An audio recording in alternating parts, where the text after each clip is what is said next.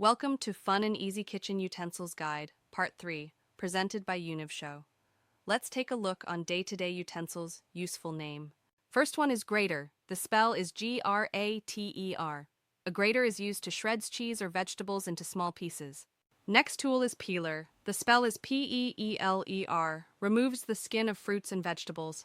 Next tool is colander. The spell is Colander. It is used to drains the water from pasta or washed vegetables. For references of an example, you can see the pictures as well. Now going to the next tool, and that is ladle. The spell is Ladle. Scoops soups or liquids from a pot. Next tool is chopping board. The spell is Chopping, chopping board. Chopping board is a flat surface for cutting food safely. Next tool is pot. The spell is Pot. It is a deep container for cooking soups or boiling water. If you haven't watched the Part 1 and Part 2 of Kitchen Utensils Tools name, then go and check in the description. You will see the link, just click on that to get more information on kitchen utensils tools. Thank you for watching. For more videos like this, visit the channel UnivShow.